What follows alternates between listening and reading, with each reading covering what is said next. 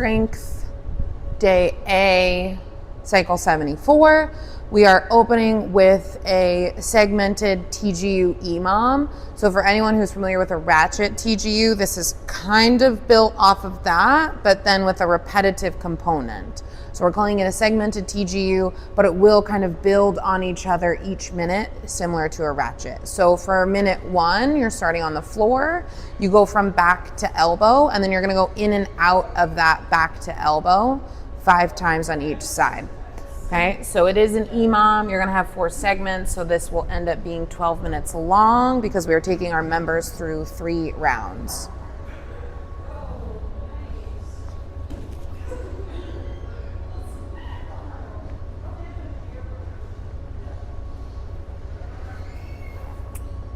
That's kind of fun that was on video.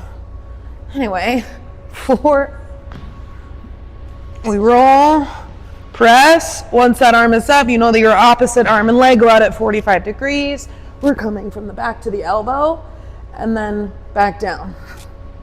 That's what they will do 5 times each.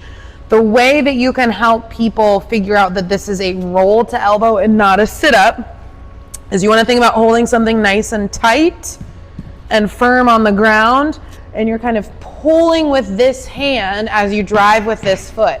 So it's a pull and drive. And then as you come back down, we do something called feathering the bell, which means I'm thinking about pulling my bell towards my sternum as I use my elbow to kind of push the floor away. So that will kind of create this effect and counterbalance as you lay back or roll back to the back. So that's how they can control that. So a lot of times you'll see people who kind of fall backwards. Counterbalancing with the weight is going to help fix that. 2 for this, we're going elbow to post and then the sweep through.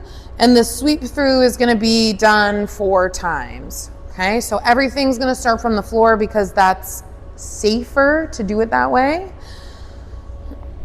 So again, we're starting in that fetal position. They're going to come all the way here, roll to the elbow. They should feel pretty proficient with this because of the last minute. We go to post, sweep through, sweep through. If you feel like you have some more advanced members, take them to the elbow, back to post, sweep through. If you have people who are really struggling, just have them sweep in and out 4 times each side. Make sure they are safely coming down to bring that bell back to the floor. Or from this position, you could technically have them come up and then back down, but it doesn't really fit with the flow of the movement. What I don't want to see is a lot of people come here and take the bell to the ground. Unsafe. We're not doing that. At 3, we're emphasizing the transition between the half kneel with the hand on the ground and the tall kneel. This is when the eyes move from being on the bell to being neutral. And I'm also going to show you 2 different variations of the pivoting of the legs or the changing of the feet. Okay. So again, starting from the floor, we go floor, press, find your setup, roll to elbow, nice strong post where those fingers are now kind of pointing away because we have open that pickle jar as we come to post. Nice straight elbow, shoulder is packed. We sweep through. We go half kneel, and in the spreadsheet, you will see it says half kneel to hinge to tall kneel. What we're referring to here is this is a hinge so that they are now transferring the load from this hand, right? My hand is nice and light, my load's in the hips. All I have to do is squeeze my glutes and come tall. Send the hips back, hand comes out, load the hand, okay? The point in which the hand comes off the ground is when the eyes can go forward. As they come down, they load down, hand goes front inner thigh, right? Not back here, okay? Front inner thigh, out from the knee, hand comes to the ground, eyes go to the bell, load the hand, okay? The positioning change I'm actually going to talk about in the next minute. So sorry. So from here, they can rack it down and come out, or for better practice, come all the way back to elbow to back safely to the ground. Last minute of our segmented TGU. Imam is going to be emphasizing the half kneeling position to the stand, and they will do that 2 times each side. Again, we're starting on the floor because we are layering, but we are still practicing each movement. So the more they do something, the more they build motor memory, the stronger it will become. Side lying, floor press, out at 45 degree, drive through that foot to roll to the elbow, post, sweep through. My eyes will transition to neutral as I load the hip and come tall and hand comes off the ground. From here, I step, right? Because we are in this open half kneel. We need to be in line so we can stand. I step, stand tall, free hand tells you what leg goes back. Go back to that half kneel, or yes, half kneel, come tall, come back down. Okay, then they would step open and reverse it. Some people pivot the back foot, which is fine because you can see I'm still in a neutral position, pivoting the foot on the way back, okay? I don't do that because it grinds my knee into the ground and I don't prefer that, but make sure people are doing one or the other. We don't want to do both because then you're doing too much under the bell, right? If I'm pivoting and then I'm stepping, too many degrees of freedom. Do one, have them do one, have them do one confidently, and stick with it. Our second work set for day A is going to be an AMRAP 15 minutes. Everything is in 6s, reps of 6.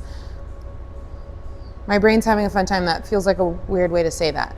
Anyway, it's swing, single arm swing, single arm front rack squat, single arm strict press, plank pull throughs, and then a single arm push-up variation using an elevated surface, so a block, kettlebell, stepper, etc. Okay, so for our single arm swing, we'll go at this from this angle so you can see the nice hinge for your swing.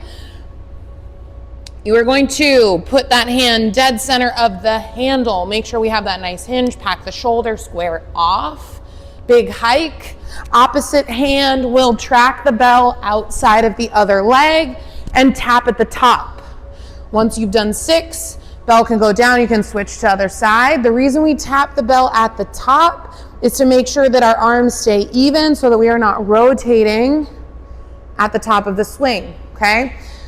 They can switch on the ground or they can swing switch. So on that 6th rep on side 1, big hike, right? Or if they're in their backswing, swing switch right into the other side. The biggest thing is when we swing switch, we want to make sure we are finding the top of the swing, okay? So my knees, my hips, all coming neutral. We are swinging at the top and switching at the top. We are not switching at the bottom, okay? Swing switches here should still look exactly like the midpoint of your single arm swing regardless, okay? From there, they're going into their single arm front racked squat. So big hike, zipping up the jacket, finding that rack position. Big inhale, hold the breath through the bottom, exhale, come tall. Make sure they're not rotating at the bottom. You can put this arm out in front or just mirroring that rack position. 6 on one side, 6 on the other. Again, they can put it down on the ground or they can swing switch, clean to the other side, 6 squats on the other side. Okay, this will allow them to have a lot of practice with cleaning from the ground because we clean to get into the squat. We're going to clean to get into the strict press. Square off shoulders, big hike, zip up the jacket, exhale, press, inhale down. Okay, this opposite hand, if it starts to get heavy, right, inhale down, create tension out and away from the body to drive that bell up.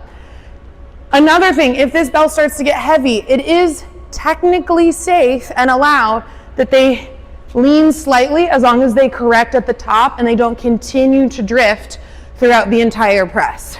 So if somebody's trying to work on their overhead, that's something you can give them so that they can still hit a heavier bell with more reps. Plank pull-throughs.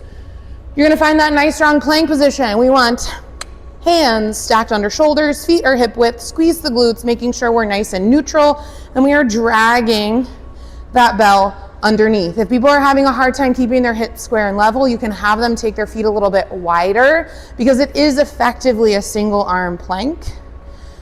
So everything is nice and stacked. Reach under, drag across, reset. Trying to keep how much those glutes are swaying and wiggling between each pull through. We are going to use that same plank setup for our elevated single arm push-up. For this one, I do have people take their feet wider because you can technically have your feet up to 2 shoulder widths wide, and they're going to need that wider stance in order to find the stability if they are eventually going to work towards a true one arm push-up. Find your plank stance, come here, and that's your push-up, okay? If this is too easy for some people, you can have them move this slightly away so that they're just using it as a balance point, kind of like an outrigger on a boat, right? So I'm here. This is gonna make me rely more on my hand that's on the ground.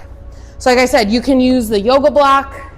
You can use a flipped over kettlebell. This is not my preferred because it is gonna make it harder to find stability on this side, but that's an option. Or you can set up the steppers and have people do that kind of off to the side of a stepper. I say this at the end of the AMRAP video, so it feels a little silly to have a separate video, but you're gonna be finishing with a coach's choice, 30 seconds and 30 seconds, 3 rounds.